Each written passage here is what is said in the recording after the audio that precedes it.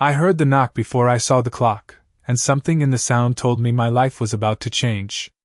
It was 1:03 a.m. when I opened the door, and my daughter collapsed against me like she had been holding herself together just long enough to get home. Claire had always been the strong one, the composed one, the kind of woman who apologized when other people were wrong, but that night she didn't say anything at first. She just clung to me, her breath uneven, her body trembling in a way I had never felt before, and I understood without needing details that whatever had happened was not a single moment but the breaking point of something much longer. I stepped aside and guided her in, closing the door quietly behind us as if the night itself might follow her inside, and I did not ask questions right away, because at my age you learn that the truth comes out more clearly when you give it space instead of demanding it.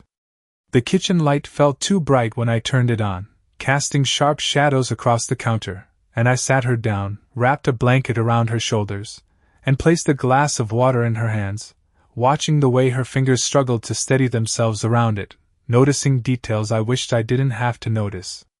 She kept shaking her head softly, as if arguing with something only she could see, and when she finally spoke, her voice was small, smaller than I had ever heard it, and she said his name first, not in anger, not even in fear, but in disbelief, like she still hadn't accepted that the man she married could become someone else entirely when the doors were closed and no one was watching.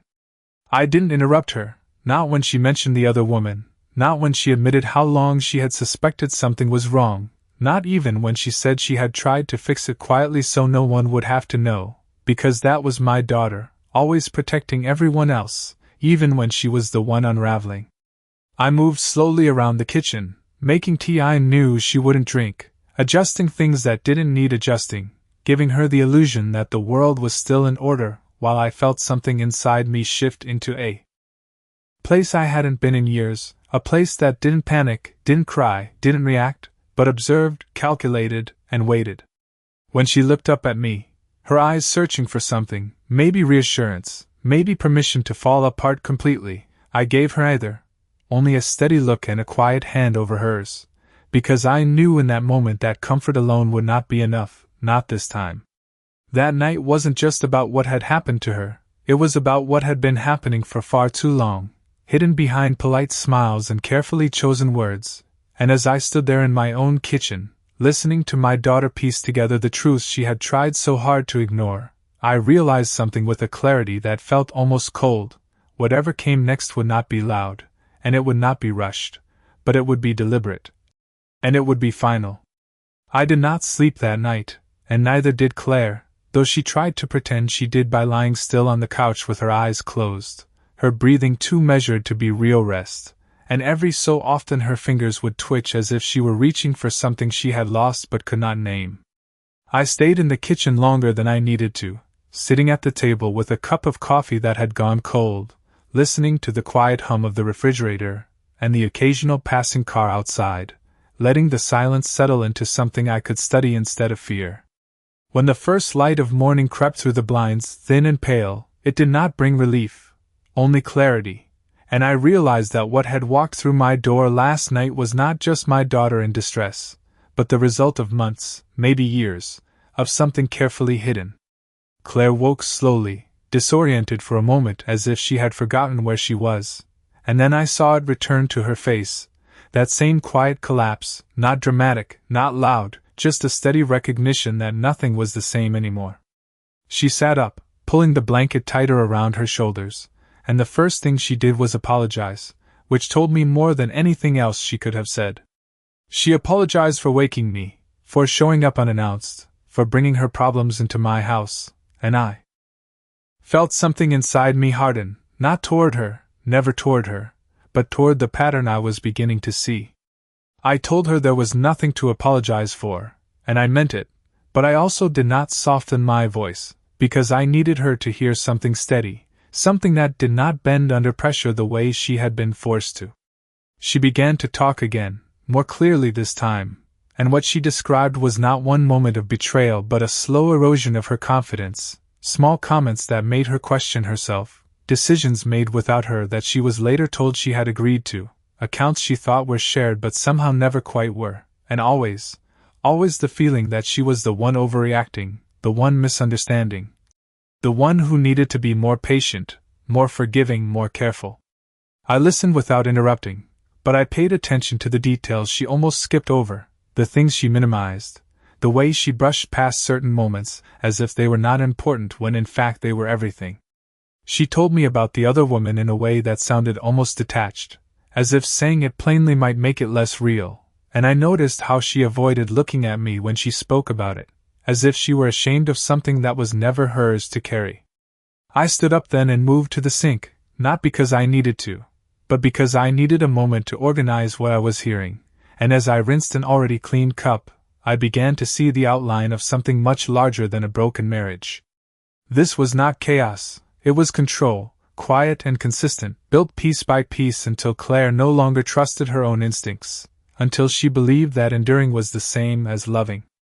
When I turned back to her, I did not offer comfort the way I once would have, with reassurances that things would work out or that people could change, because I knew better now, and more importantly, I needed her to begin knowing better too. Instead, I asked her a simple question, one that made her pause longer than anything else had that morning, and I could see the shift happen in her eyes as she realized she did not have an answer, and in that silence, I understood that what had been taken from her was not just trust, but her sense of ground beneath her feet, and that was something I was going to have to help her rebuild, carefully, deliberately, and without allowing the past to rewrite itself again. I watched her closely after that question, not because I expected an answer right away, but because I needed to see how she handled the silence, and what I saw confirmed what I had begun to understand. Claire no longer trusted her own judgment, not even enough to respond to something simple without second-guessing herself. She looked down at her hands, turning them slowly in her lap as if searching for something written there, something she had missed, and then she gave a small, uncertain shrug that was meant to pass as acceptance, but to me it looked like surrender. That was when I realized this was not just about what Jason had done, it was about what he had slowly taught her to believe about herself, and that kind of damage does not happen overnight, it is built quietly, patiently, until it feels normal. I moved my chair closer to her, not in a comforting way, but in a deliberate one, so she could not avoid my eyes anymore, and I asked her to tell me about the first time she felt something was not right, not the most recent moment, not the most dramatic one, but the very first time she noticed a shift.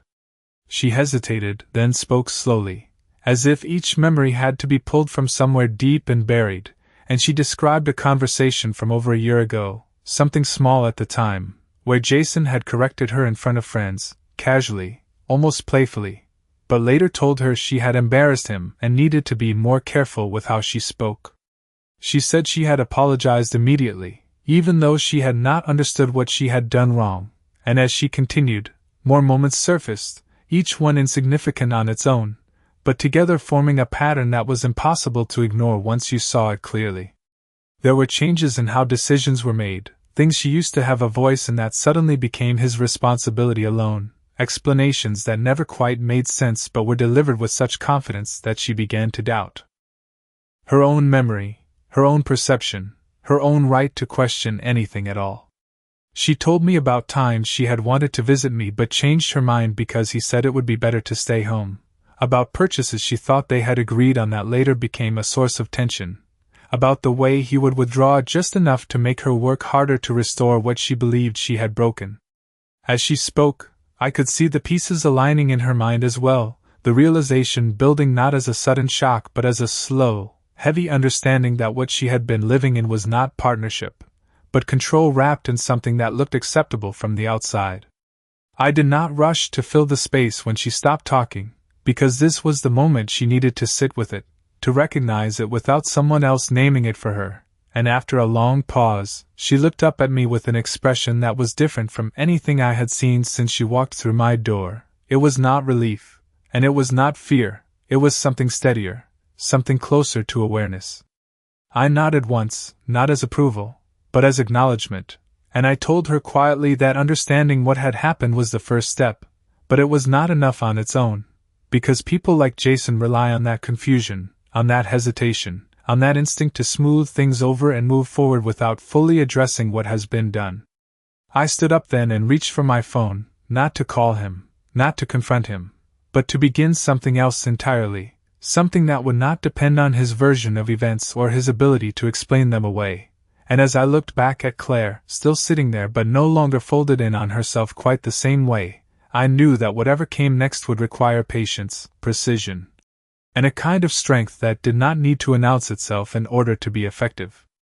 I did not dial anyone right away, even though every instinct from years ago might have pushed me to call, to confront, to demand an explanation, because I knew that whatever story Jason chose to tell would be polished, controlled, and designed to make everything sound smaller than it was, and I was no longer interested in hearing anything that came wrapped that way. Instead, I set my phone down on the counter and let my mind move backward, not to dwell, but to understand, because the present rarely makes sense until you see where it began. I remembered the first time I met him, the way he stood just a little too straight, spoke just a little too carefully, as if every word had been rehearsed before it ever reached the air, and at the time I had taken that as respect, as effort, as someone who wanted to make a good impression, but now it felt different, more like someone who knew exactly what he wanted people to see and nothing more. Claire had been so sure of him, so certain that she had found someone steady, someone reliable, and I had wanted that for her badly enough that I did not question it as deeply as I should have. There had been moments, small and easy to dismiss, where something felt slightly off, like the way he would answer questions directed at her, or the way conversation seemed to shift subtly around his preferences without anyone noticing how often it happened, and each time I told myself it was nothing, that every couple finds their rhythm in their own way.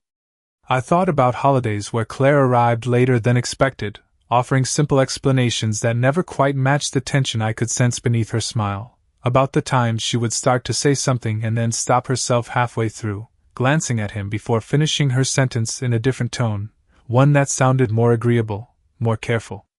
None of it had been enough on its own to raise alarm, and that was exactly how it worked, I realized now, because when something is done in small, controlled increments, it rarely looks like a problem until it is too late. I moved around the kitchen slowly, placing things back where they belonged even though nothing was out of place, giving my thoughts room to settle into something structured, something I could act on rather than react to. Claire watched me without speaking, and I could tell she was following the same path, revisiting memories she had once accepted without question, now seeing them from a different angle, one that did not excuse or soften what had happened. When I finally looked at her again, there was no rush in my voice, no urgency, just a steady tone that carried more weight than any raised volume ever could, and I told her that the past does not change, but our understanding of it does, and once you see the pattern clearly, you cannot pretend it is something else. She nodded slowly, and in that small movement I saw the beginning of something returning to her, not confidence yet, but recognition, the kind that makes it possible to stand on your own thoughts again without immediately questioning them.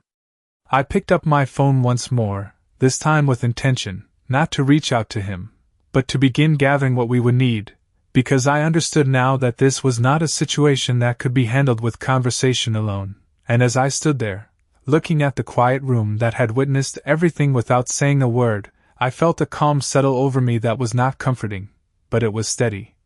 And it was exactly what we would need for what came next. I made the call just after 8 in the morning, when the light had fully settled across the kitchen and everything looked deceptively ordinary, as if nothing had shifted at all, and I chose that time on purpose because I wanted my voice to be clear, steady, and free of anything that could be mistaken for emotion. Daniel Reeves answered on the second ring, his tone professional but warm in a way that had not changed in years, and when I introduced myself, there was a brief pause before recognition settled in, followed by a quiet acknowledgement that told me he understood this was not a casual call. I did not give him every detail, not yet, but I gave him enough, the essentials, the outline of a situation that required discretion and precision, and I could hear the shift in his voice as he moved from polite conversation into careful attention. He asked a few direct questions, not intrusive, but specific, the kind that begin to build structure around something that feels chaotic, and I answered each one without hesitation, because by then I had already decided that clarity would be our advantage. When I ended the call, I did not feel relief, and I did not expect to, but I did feel something settle into place, the first step of a process that would not depend on persuasion or explanation, but on facts, records, and timing. Claire watched me from across the table, her expression cautious, as if she was trying to understand what direction things were moving in, and I could see that part of her still expected this to turn into a conversation, a reconciliation, something that could be smoothed over with the right words. I sat down across from her and explained, slowly and without raising my voice, that this was not about proving a point or winning an argument, and it was not about getting him to admit anything, because people who operate the way Jason does rarely do that in a way that matters. This was about making sure that whatever had been built quietly behind her back would no longer remain hidden, and that required a different kind of approach, one that did not rely on trust or promises. She listened carefully, and I could see the conflict in her, the part of her that still wanted to believe there was something worth salvaging, and the part that was beginning to understand that holding on to that belief had already cost her too much. I told her we would move one step at a time, starting with what we could verify, what we could document, what we could secure, and that she did not need to confront him, not today, not until we understood the full picture. Her phone buzzed on the table then, the screen lighting up with his name, and I watched the immediate reaction in her shoulders, the instinct to reach for it, to respond, to explain, but she hesitated, her hand hovering just above the surface. I did not tell her what to do, I did not need to, because this was something she had to choose for herself, and after a few seconds that felt longer than they were, she turned the phone face down and let it ring until it stopped. It was a small action, almost insignificant to anyone else, but I saw it for what it was, the first time she had not immediately stepped back into the pattern he had set for her. I nodded once, not making a show of it, just enough for her to see that I noticed, and then I stood up and began clearing the table, not because it needed to be done, but because movement helps anchor decisions, and as I carried the dishes to the sink, I knew that we had crossed an invisible line, one that meant we were no longer reacting to what had already happened, but preparing for what would come next. And that shift, quiet as it was, changed everything. We did not wait long before moving, because hesitation has a way of inviting confusion back in, and I had no intention of letting that happen, not now that Claire had taken even the smallest step away from it. By mid-morning, we were in the car, the quiet between us no longer heavy but focused, the kind of silence that carries purpose instead of uncertainty, and I drove us to an urgent care clinic a few miles away. A place that would document what needed to be documented without questions that drifted into judgment or disbelief. Claire sat beside me with her hands folded neatly in her lap, looking out the window as if memorizing the ordinary world passing by, and I could tell she was bracing herself, not for pain, but for acknowledgement, because there is a difference between knowing something happened and having it formally recognized. Inside, everything moved with routine efficiency, forms to fill out, questions asked in calm voices, details recorded carefully, and I stayed beside her through all of it without speaking unless necessary, letting her answer in her own words, letting her reclaim ownership of her experience one sentence at a time. When it was done, and we stepped back into the daylight, I saw a subtle shift in her posture, not dramatic, but real, as if something that had been floating without anchor now had a place to rest. We did not go home right away. Instead, we stopped at a small pharmacy nearby, picking up what she needed, practical things, simple things, the kind of tasks that ground a person when everything else feels uncertain, and I watched as she handled each step with a little more steadiness than before. Back at the house, I set a folder on the table, plain, unremarkable, and began placing inside it everything that mattered, every document, every note, every piece of information that would help us see clearly instead of relying on memory or emotion. Claire sat across from me, her phone still. Silent where she had left it, and for the first time since she arrived, she did not glance at it, not even once, and that told me more than anything she could have said. I explained to her what we were doing, not in complicated terms, but in simple ones, that we were creating a record, something that could not be dismissed or reshaped, something that existed outside of his influence. She listened, nodding occasionally, asking a few quiet questions that showed she was beginning to think ahead instead of only reacting, and I answered each one with the same steady tone, never rushing, never overwhelming her with too much at once. In the afternoon, Daniel called back, his voice measured, confirming a meeting for the next day, and as I thanked him and ended the call, I felt the outline of our next step become clearer, not because everything was solved, but because we were no longer standing still. Claire stood by the window then, looking out at the yard, and when she turned back to me, there was something different in her eyes, not strength yet, not fully, but direction, and that was enough for now.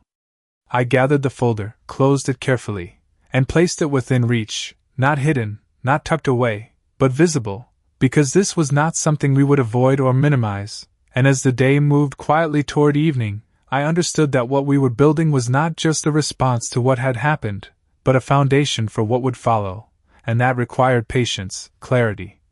and the kind of resolve that does not need to announce itself to be unshakable.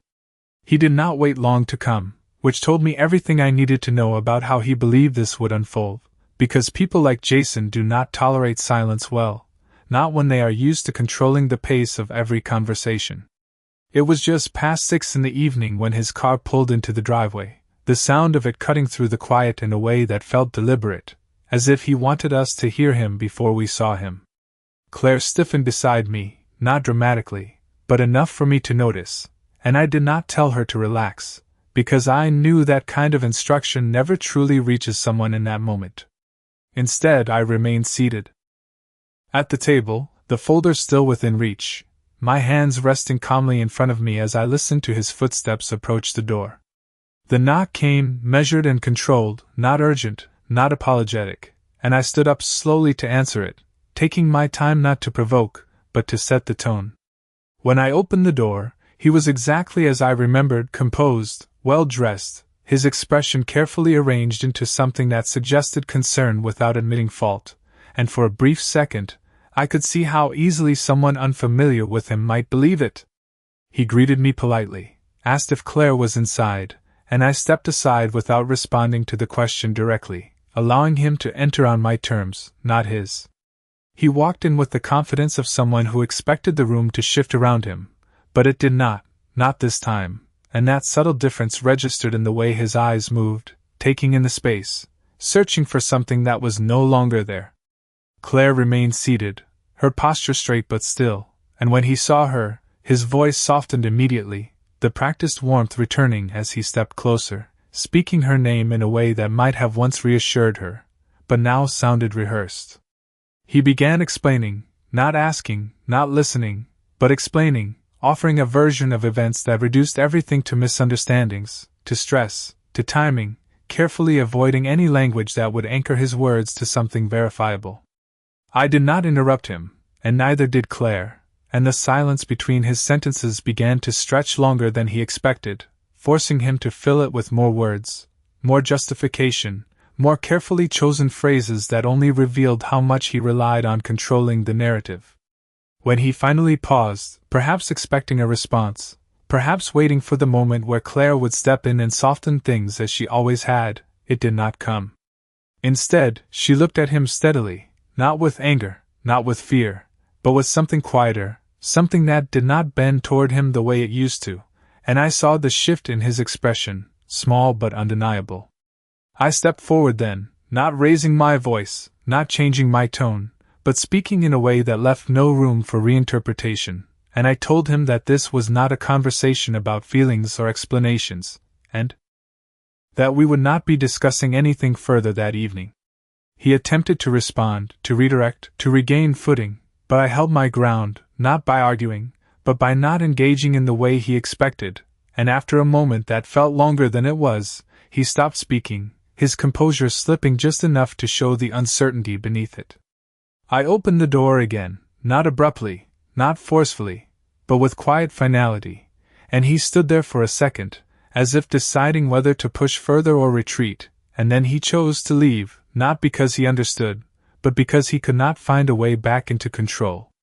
When the door closed behind him, the house returned to silence, but it was not the same silence as before, and as I turned back to Claire, I saw that she had not moved, not physically, but something in her had, something that would not return to where it had been, and that, more than anything else that day, told me we were moving in the right direction. The house felt different after he left, not lighter, not yet, but clearer, as if something that had been quietly pressing against the walls had finally stepped outside, and for the first time since Claire arrived, the silence did not feel like something we had to endure, but something we could use. Claire exhaled slowly, a breath she had likely been holding far longer than she realized, and when she looked at me, there was no question in her eyes this time, only a quiet awareness that what had just happened could not be undone, and more importantly, did not need to be. I moved back to the table and opened the folder again, not dramatically, not as a gesture, but simply continuing what we had already begun, because consistency is what turns intention into action. Claire stood there for a moment, then walked over and sat across from me without being asked, her movements more deliberate now, less reactive, and I recognized that shift immediately, the beginning of someone stepping out of a pattern that had once defined every decision they made. I explained the next step in simple terms, that we would meet with Daniel in the morning, that we would bring everything we had gathered, and that from that point forward, nothing would be left to assumption or interpretation.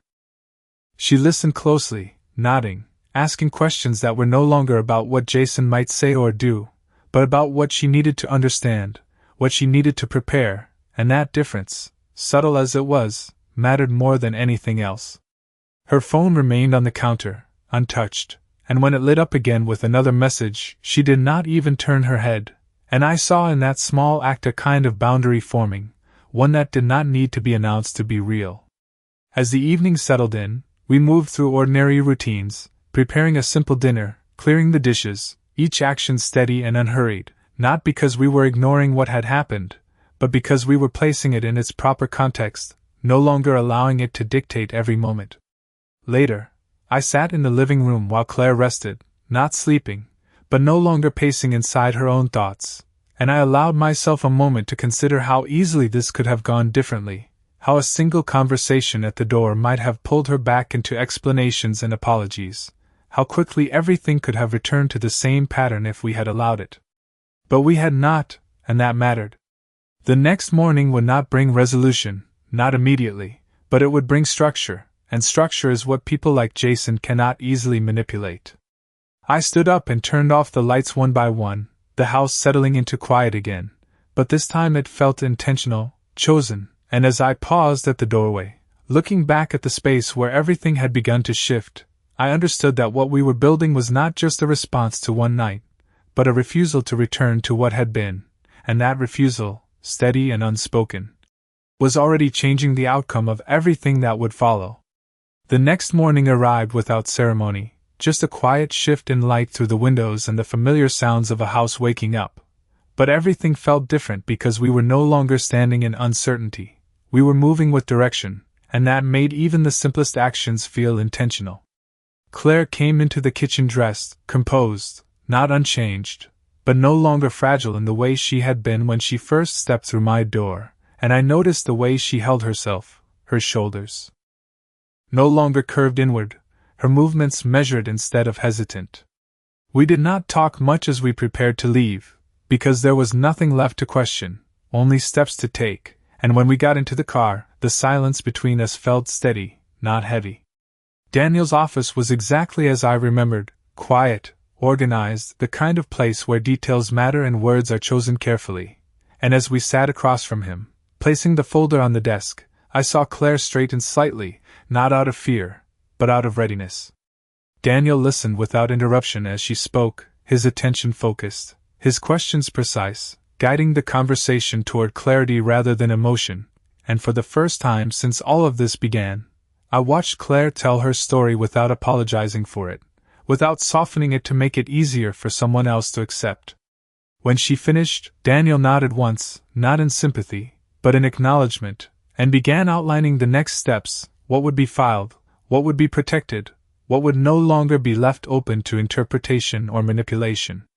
There were no raised voices, no dramatic moments, just a steady progression of facts being placed where they belonged, and I understood then that this was where the balance shifted completely, away from uncertainty and into something structured, something that could not be easily undone. When we left the office, the air outside felt sharper, clearer, and Claire paused on the sidewalk for a moment, taking it in, not as someone overwhelmed, but as someone recognizing that the ground beneath her was no longer unstable. She looked at me then, and there was something in her expression I had not seen in a long time, not relief, not even happiness, but clarity, the kind that comes when you stop questioning what you already know. We drove home without urgency, the road familiar, the distance measured, and when we pulled into the driveway, the house looked the same as it always had, but it no longer held the same weight, because what had once followed her here would not be coming back in the same way. Inside, everything was quiet, exactly as we had left it, and Claire moved through the space differently now, not cautiously, but deliberately, as if she was reclaiming something piece by piece without needing to announce it. I set the keys down on the counter and stood there for a moment, looking at her, at the room, at the stillness that now felt earned rather than imposed, and I realized that the night she arrived had not been the moment everything fell apart, it had been the moment everything began to realign.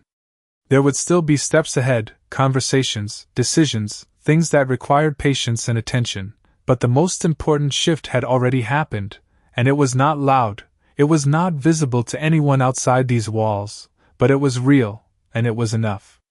Claire turned toward me then, her expression steady, and without saying anything, she gave a small nod, not asking for reassurance, not seeking permission, but confirming something to herself, and I returned the gesture just as quietly, because sometimes the strongest decisions do not need words to be understood, they only need to be held, firmly and without hesitation, until everything else begins to follow.